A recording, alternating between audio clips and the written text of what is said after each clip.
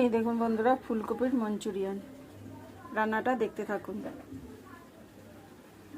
আপনাদের ফুলকপির পকোড়া করে দেখাবো। তার জন্য ফুলকপিটা ধুয়ে কেটে নিয়ে আসছি। ফুলকপিটাকে এটা দিয়ে গুঁড়ি গুঁড়ি করে কেটে নেবো।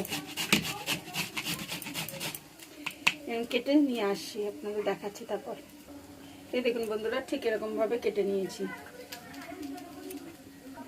এবার এতে মশলা মাখাবো। প্রথমে এই বাটিটা এইগুলো ঢেলে নেব, ফুলকপিগুলো। বেসন দেব,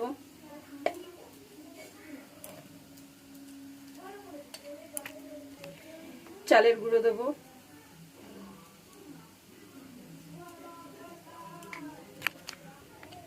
একটু জিরের গুঁড়ো দেব,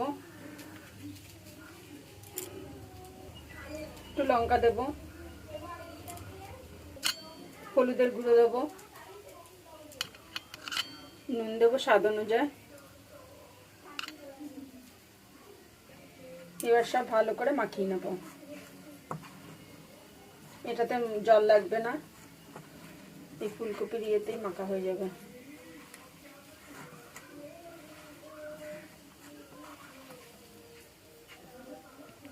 এই দেখুন বন্ধুরা, ঠিক এরকম হবে মাখানো।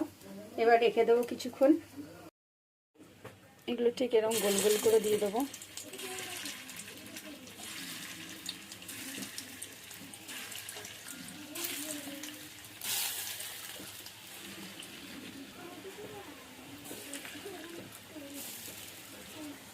আঁচটাকে একদম অল্প দিয়ে এপিট ওপিট করে সব পুরো পিস চারিদিক লাল লাল করে ভেজে নেব।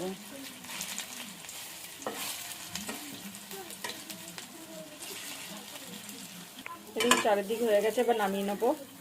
কড়াইতে সাদা তেল দিয়েছি, তেলটা গরম হয়ে গেছে। আদা কুচি দিয়ে দিলাম, রসুন কুচি। আদা রসুনটা একটু ভাজা ভাজা করে নেব। এবার পেঁয়াজটা দিয়ে দেবো। পেঁয়াজটা দিয়ে পেঁয়াজটা একটু ভাজা ভাজা করে নেবো। দেখুন বন্ধুরা, ঠিক এরকম ভাজা ভাজা করে নেবো। এবার ফুলকপির পকোড়াটা দিয়ে দেবো। পকোড়াটা দিয়ে এবার কড়াইতে নাড়াচাড়া দিয়ে নেবো। একটু টমেটো সস দেবো। হয়ে গেলে এটা সোয়া সস দিয়েছি, একটু টমেটো সস দেবো।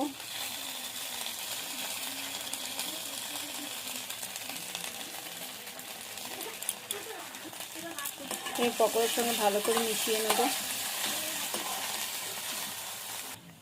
এবার কর্নফ্লাওয়ারটা দিয়ে দেবো।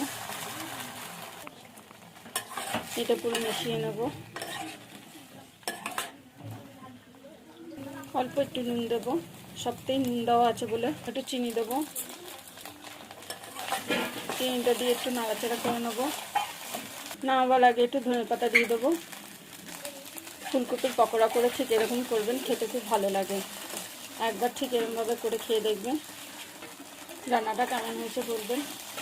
আপনাদের সঙ্গে আবার অন্য কোনো ভিডিওতে দেখা হবে। ভিডিওটা এতক্ষণ দেখার জন্য অসংখ্য ধন্যবাদ। দেখুন বন্ধুরা, নামানোর পর ঠিক এরকম হয়েছে।